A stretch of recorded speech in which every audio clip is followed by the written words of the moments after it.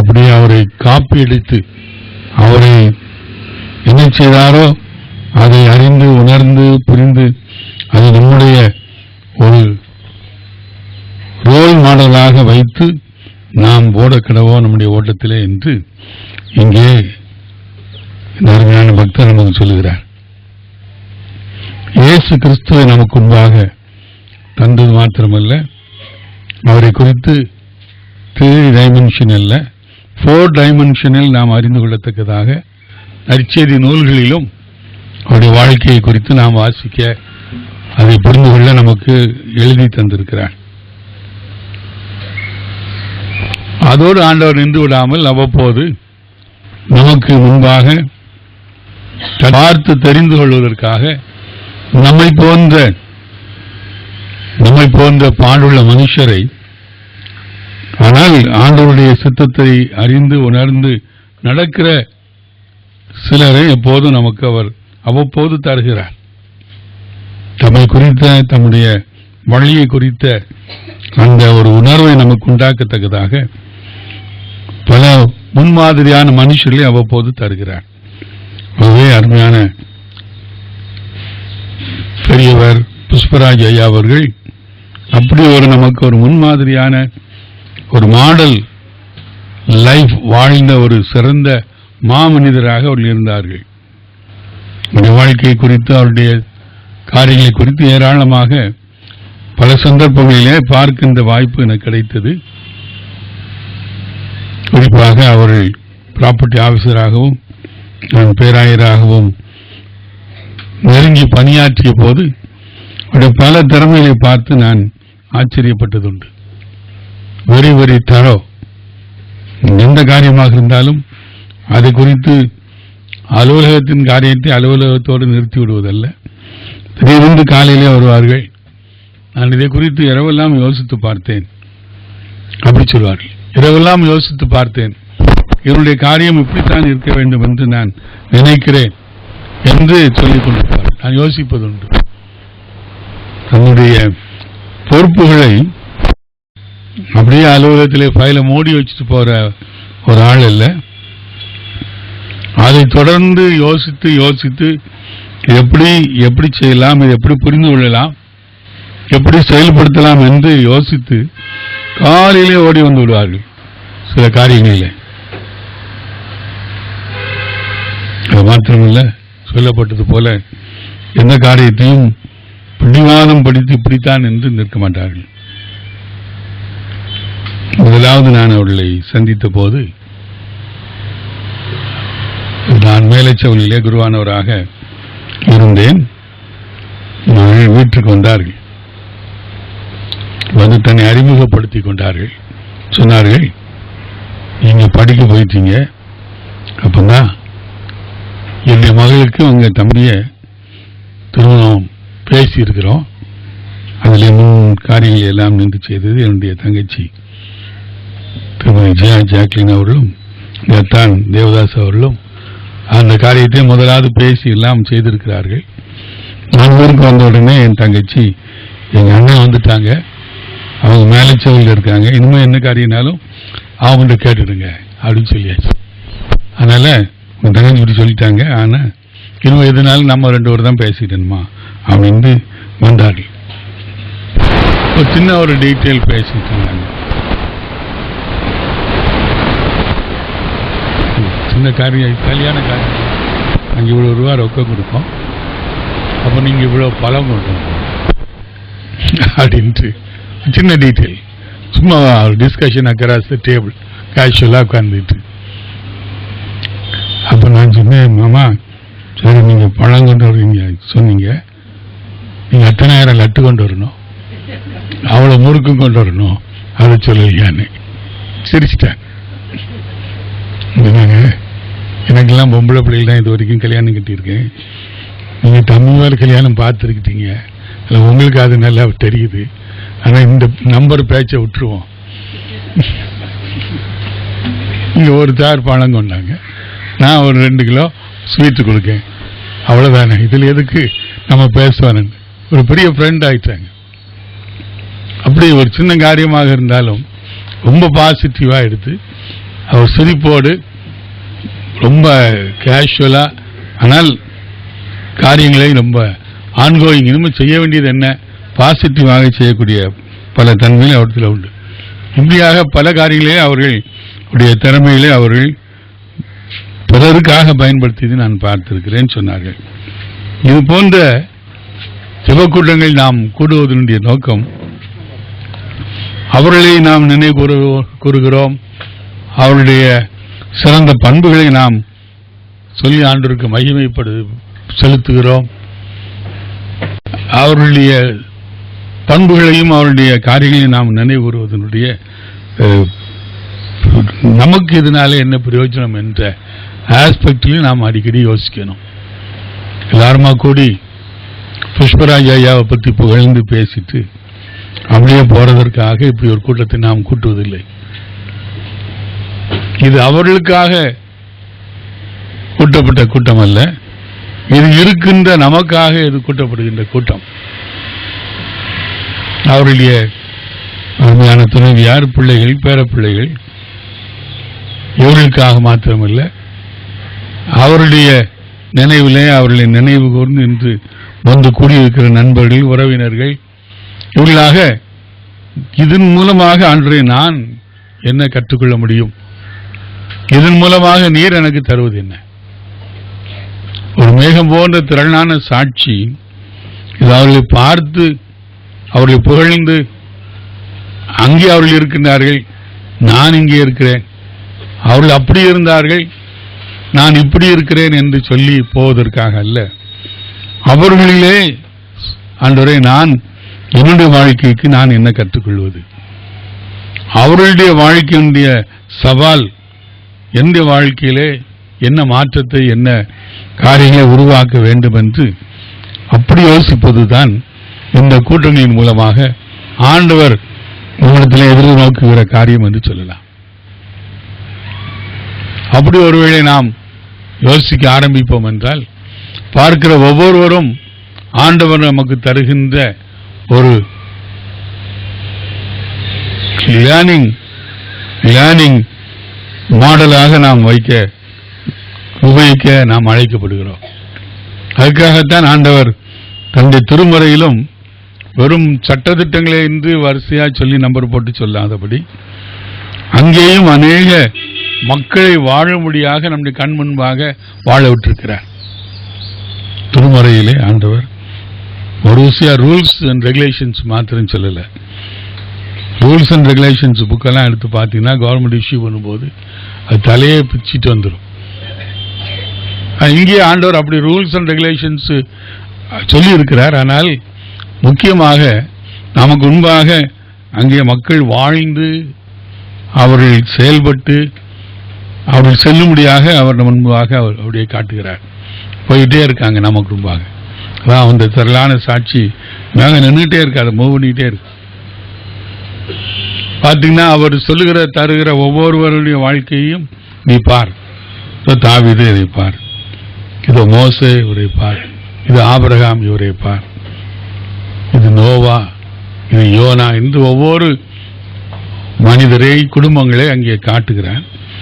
அங்கே பார்த்து அவர்கள் செய்த நன்மையும் சொல்லுகிறார், அவர்கள் செய்த தீமையையும் சொல்லுகிறார். பாசிட்டிவான காரியங்களையும் சொல்லுவார், ஒளிவு மறைவில்லாமல் நெகட்டிவான காரியங்களையும் சொல்லுவார். எல்லாருமே சென் பிரசன்ட் அப்படியே நன்மையை மாத்திரம் சொல்லுகின்ற பண்புடையவர்கள் நாம். அதனால யாரையுமே மதிப்பீடு செய்வது கடினம். சமீபத்திலே ஒரு ரிசர்ச் ஸ்டூடெண்ட் ஒருவர் வந்தார் அமெரிக்காவிலிருந்து. அவர் சொன்னார், நான் ஒருவரை பற்றி ஒரு பெரிய ஒருவரை பற்றி இங்கே வாழ்ந்தவர், அவரை குறித்து ஆராய்வதற்காக அவர் வந்திருந்தார். சொன்னார், நான் நிறைய மீட் பண்ணிட்டேன், எல்லாருமே நன்மையான பிரைட் சைடு தான் சொல்லிக்கிட்டே இருக்காங்க. உங்களுடைய கேரக்டர்லேயே அப்படி ஆகி போச்சு. நீங்க யாருமே என்ன செய்ய மாட்டேங்க, ரெண்டு சைடையும் சொல்வதற்கு நீங்க முன் வர மாட்டேங்க. அப்போ நான் சொன்னேன், உங்களுக்கு நான் 2 பேரை சொல்றேன், 2 பேர்ல நீங்க போனீங்கன்னா அவங்க போத்த சைடு சொல்லக்கூடியவங்க. அப்படியா அப்படின்னு 2 பேர் சொன்னேன். இவங்களை நான் பார்த்தது இல்லையே, இவங்களை பார்த்துருங்க. அவங்கள பார்த்துட்டு பேசிட்டு திரும்ப என்கிட்ட வந்தார். உங்களுக்கு ரொம்ப நன்றி, இவங்க தான் இப்போ எனக்கு both sides all the sides of that person எனக்கு இப்போ விளங்க ஆரம்பிக்கு. இப்படி பார்த்தா தான் நான் இனிமே அவருடைய வாழ்க்கையை நான் புரிந்து கொள்ள முடியும், அசஸ் பண்ண முடியும்.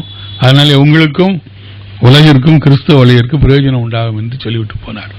அப்படி புக்கு வெளிவந்திருக்கு. எனக்கு முதல் காப்பி அனுப்பி வச்சார் அந்த தீசிஸ். அது அவர் 2 சைட்ஸையும் எடுத்து அவரை அனலைஸ் பண்ண அது முடிகிறது. ஆண்டவர் அப்படித்தான். அவர் எந்த ஒரு பரிசுத்தவானை நமக்கு முன்பாக நிறுத்தும் போதும் எல்லா காரியத்தையும் காட்டி இதிலிருந்து கற்றுக்கொள். நாம் இப்போது வந்திருப்போதும் அவருடைய வாழ்க்கையிலிருந்து நாம் கற்றுக்கொள்ளக்கூடியது என்ன? அவர்களை குறித்து ஒன்று சொல்வோம் என்றால் அவர்களுக்கு ஏராளமான பல அசட்ஸ் இருந்தது. இந்த இது இல்லை, பூமி நிலம் போனோம் அந்த மாதிரி அசட்ஸ் இல்லை. நிறைய நண்பர்களை தெரிந்து வைத்திருந்தார்கள். அந்த டிபார்ட்மெண்ட் முழுவதுமாக அநேக நண்பர்கள் அவர்களுக்கு உண்டு. சரஸ்தார் நிலையம் வரைக்கும் ஒரு வேலை செய்து பல ஊர்களில் வேலை செய்யறதுனால இந்த 2 டிஸ்ட்ரிக்ட்லையும் ஏராளமான நண்பர்கள். அந்த நண்பர்கள் அவர்கள் நண்பர்களாகவே இருந்தார்கள். ரிட்டையர்டான பிறகு நண்பர்களாக இருந்தார்கள். அந்த நண்பர்கள் மூலமாக அவர்கள் இந்த கான்டாக்ட் வைத்திருந்ததுனால அவர்களிடமிருந்து பல காரியங்களை திருச்சபைக்காக என்ன சாதிக்கலாம் என்று அதை உபயோகப்படுத்தி கொண்டார்கள்.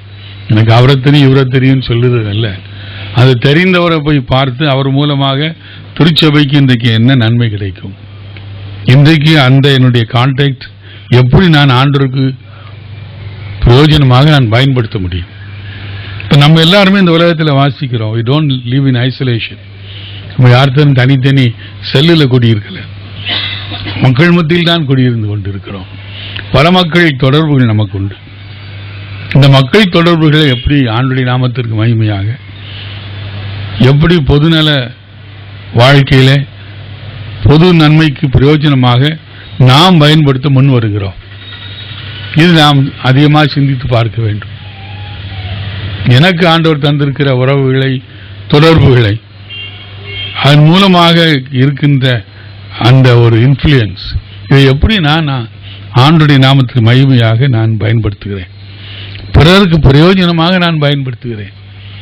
எனக்கு இருக்கின்ற தொடர்புகளை பிறருக்கு பிரயோஜனமாக நான் எப்படி பயன்படுத்துகிறேன். சிலர் இருப்பார்கள், சென்னையில் வசிப்பார்கள், யாராவது ஊர்ல இருந்து வந்து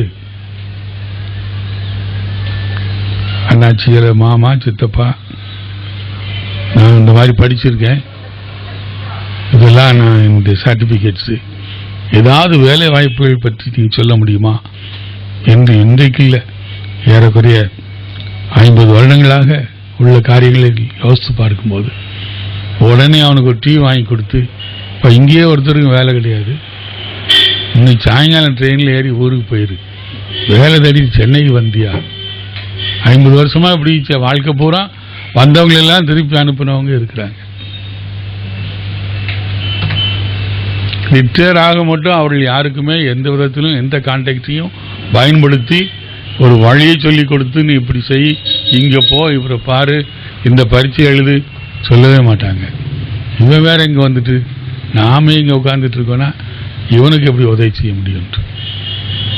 ஆனால் தனக்கு தெரிந்தவர்களுக்கு தெரிந்த வகையிலே, சரிப்பா நீ வந்துட்டியா, இந்த இடத்துல 2 நாள் தங்கிடு, உனக்கு இன்னொன்று இடத்துக்கு போய் பாரு, இதெல்லாம் அப்ளிகேஷன் போடு, நான் இந்த நாட்டை ஃபோன் பண்ணுறேன் போய் பார்த்துக்கொள் என்று வேலைகளை வாங்கி கொடுத்தவர்களும் எனக்கு அநேகரை தெரியும்.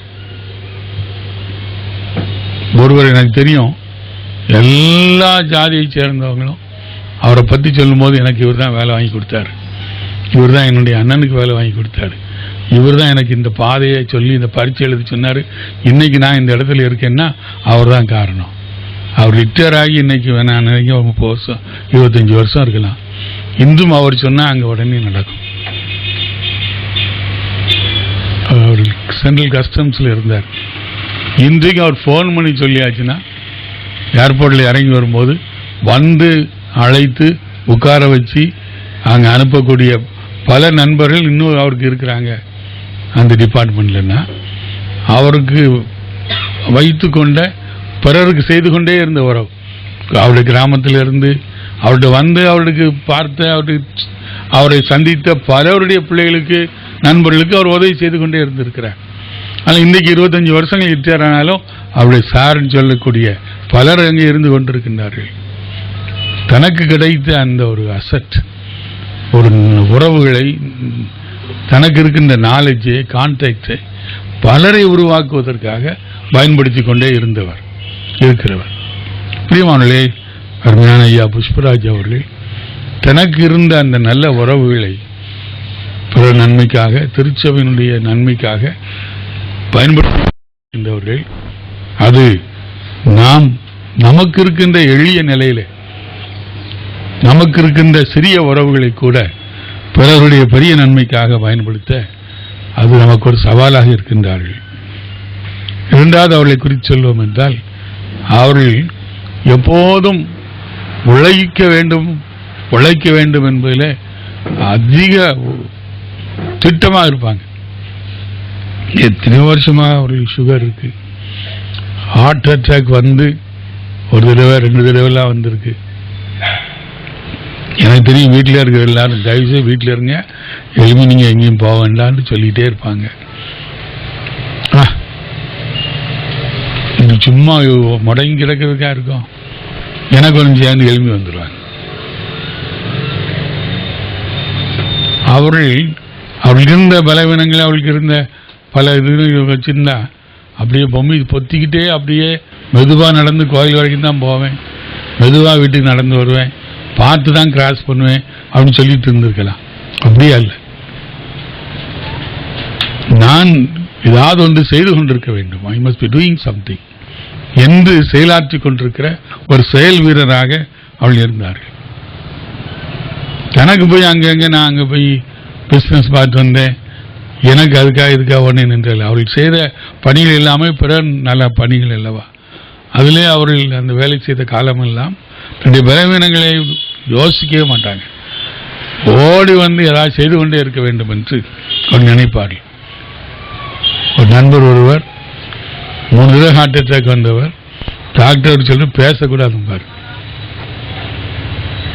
ஆனால் சத்தமா அங்கே தென்னர் பாடிட்டு இருப்பார். நம்மான்னு சொல்லியாச்சியா, ஞாயிற்றுக்கிழமைனா எனக்கு ஆண்டோடைய கோயிலில் போய் பாட்டு பாடலைன்னா அது ஏன் இந்த உயிர் எனக்கு இருக்கணுங்காரு. இப்படி சத்தமா பாடுறாரு, பாடிட்டு இருந்தார். ஆலயத்தில் ஃப்ளவர்ஸ், ஃப்ரெஷ் ஃப்ளவர்ஸ் கொண்டு வைக்கணுண்டு அதுக்கே ஒரு கார்டன் டெவலப் பண்ணி ஃப்ரெஷ் ஃப்ளவர்ஸ் வைப்பார். ஆலயத்துக்காக நிறையா டன் கணக்காக கேக் செய்து தூக்கி கொண்டு போய் கொடுத்து அதன் மூலமாக லெப்ரசி ஒர்க்குக்கு ரூபா டெவலப் பண்ணி ரைஸ் பண்ணிக்கிட்டே இருப்பார். ஏன் இவ்வளோ வேலையை போட்டு இழுத்துக்கு செய்யணும்? 3 தடவை அட்டாக் வந்தாச்சு, 2 தடவை வந்தாச்சு, 1 தடவை வந்தாச்சு. எப்பவுமோ சொல்கிறாங்க, பிள்ளைகள் சொல்கிறாங்க, நாங்கள் சொல்கிறோம், ஐயா நீங்கள் கொஞ்சம் ஸ்லோ டவுன் பண்ணுங்க. அது சொல்றாரு, it's better to wear out than to rust out. ஓடிக்கிட்டே இருக்கணும், ஓடும்போது எடுத்துட்டா போயிட்டே இருக்க வேண்டியதானே. கடைசி நாளும் அப்படிதான் ஓடிக்கிட்டே இருந்தார். திடீர்னு அழைப்பு வந்தது, அவர் போயிட்டார். அவன் சிரிச்சுக்கிட்டே இருந்தது, அவர் பாடியை பார்க்கும்போது முகம் பிரகாசமா. He was running all the time, not because he was healthy or very strong, but in spite of all his disease and weakness, he wanted to be active in the service of the Lord, the service of humanity. ஓடிக்கொண்டே செய்து கொண்டே இருக்கணும். செய்துகிட்டே இருக்கும்போது போயிடணும், அதை பற்றி பரவாயில்ல, தப்பு இல்லை. முடங்கி கிடந்து படுக்கையில் தூங்கிக்கிட்டு சாகுது அவர் வாழ்க்கை அதுக்காக கொடுக்கப்படலை என்று அவர் சொல்வார். அதுவிதமான ஒரு பிரகத்தை சேர்ந்தவர்கள் டாக்டர் அருமையான புஷ்பராஜ் அவர்கள். செயலாற்றி கொண்டே இருக்கணும்.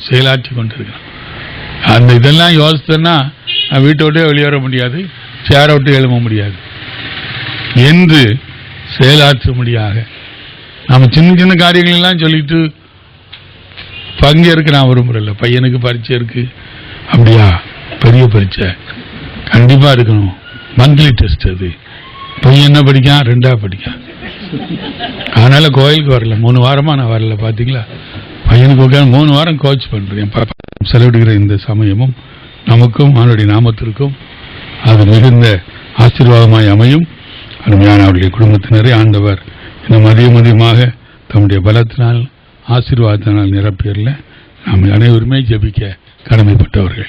ஜெபம் செய்வோம். எங்கள் பரமபிதாவே, இந்த மாலை வேளையிலே மறுபடியும் நாங்கள் உமக்கு நன்றி சொல்கிறோம், உம்மை துதிக்கிறோம். அன்பான புஷ்பராஜ் ஐயாவுடைய வாழ்வுக்காக கர்த்தருக்கு கோடாகோடி ஸ்தோத்திரம் செலுத்துகிறோம். ஆண்டவரே, தனக்காக வாழாமல் பிறருடைய நலனுக்காக ஆண்டவரே தன்னுடைய நேரத்தையும் தன்னுடைய தொடர்புகளையும் தனக்கு இருந்த தாளந்துகளையும் ஆண்டவர் கொடுத்திருந்த பொறுப்புகளையும் பயன்படுத்தின நம்முடைய பிள்ளைக்காக கர்த்தருக்கு ஸ்தோத்திரம் செலுத்துகிறோம். அவருடைய நல்ல வாழ்க்கையை பின்பற்றி அதை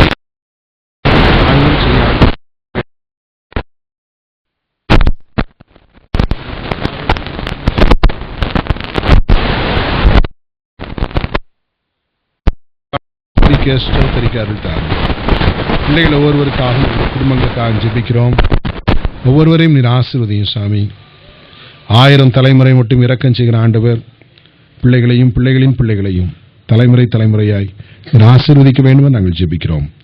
தொடர்ந்து அவர்கள் தங்களுடைய பணிகளிலே சிறந்து விளங்க அநேகருக்கு ஆசீர்வாதமாக இருக்க கர்த்தர் உதவி செய்யும் சாமி. தகப்பனே, இந்த ஜெப கூட்டத்தில் வந்திருந்த ஒவ்வொருவருக்காக உங்களுக்கு ஸ்தோத்திரம். ஒவ்வொருவரையும் நீர் ஆசீர்வதித்தருளும்.